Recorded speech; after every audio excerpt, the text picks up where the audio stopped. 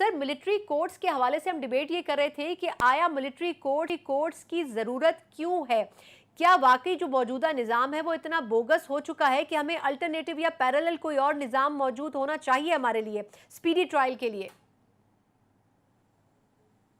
बहुत शुक्रिया। देखिए जी, मैं तो इस बात से इत्तेफाक इसलिए नहीं करता कि हमारे मुल्क का अगर अदालती निज़ाम इतना बुरा होता तो ये मिलिट्री कोर्ट तो बहुत पहले के इस तरह के इस नौइयत के बन चुके होते। हम्म। हमने कई तजर्बे किए, उसके अंदर आपको पता है कोर्ट बनी है, नैब की अपनी अदालतें हैं, सर्विस के हवाले से अपनी अदालतें, यानी ये अदालतें स्पेशल ऑलरेडी अदालतें वजूद के अंदर मौजूद है और आप पैरेलल जुडिशियल सिस्टम किसी तरह से कायम नहीं कर सकते हैं।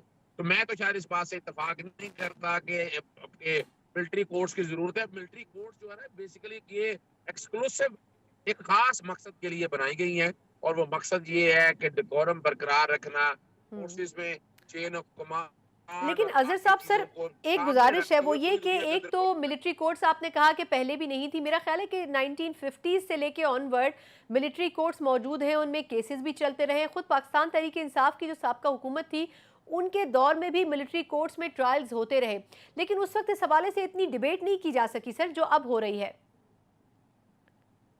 देखिए, मैं वजह बताता हूँ। उसकी एक बुनियादी वजह थी कि एक बाकायदा कॉन्स्टिट्यूशनल अमेंडमेंट होकर उस वक्त ये 2 साल के लिए मिलिट्री कोर्ट्स वगैरह ये सारा मैकेनिज्म बनाया गया था।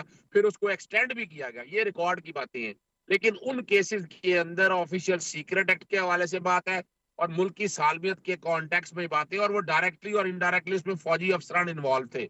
अपना कर्नल इनाम और रहीम जो बात आपके सामने रख रहे थे, अगर देखा जाए तो उसमें वो चीजें अपनी जगह पर शामिल हैं और उसी की डिटर्मिनेशन अभी होनी है। लेकिन जो मौजूदा हालात के अंदर के आ जब रही है। आपने पर्चे दर्ज किए, उस वक्त आपने पर्चे दर्ज मिलिट्री कोड के तहत नहीं किए। आपने दहशतगर्दी की दफात को सामने रखते हुए कि ये दहशतगर्दी की कार्रवाई है, आपने मुकदमा दर्ज कर लिए।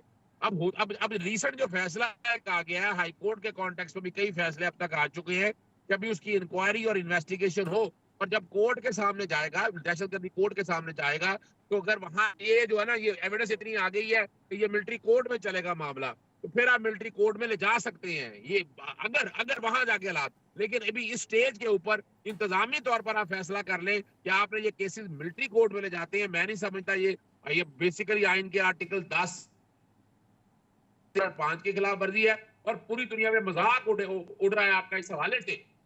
बिल्कुल लेके जाए आप, ये बात नहीं है। दो हम्म। हल है। एक हम्म। तो है कि पहले दिन ही आपने मुकदमे दर्ज कर दिया होता तो फिर समझ आती बात कि जनाब आपने पहले दिन ही इख्तियार इस्तेमाल कर लिया। आपने ट्रायल वगैरह आपने आपने क्या किया, उनका रिमांड लिया बाकायदा एंटी टेररिस्ट कोर्ट से, वहां उनकी शनाख्त परेड कराई, आपने एक प्रोसेस सारा मुकम्मल किया उस कॉन्टेक्स्ट से।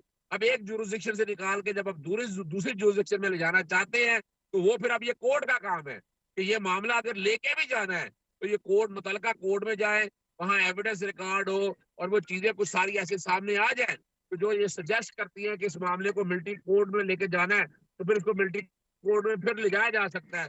लेकिन इस स्टेज के ऊपर मैं नहीं समझता कि आप इसको मिलिट्री कोर्ट में इस सारे मामले को ले जा सकते हैं।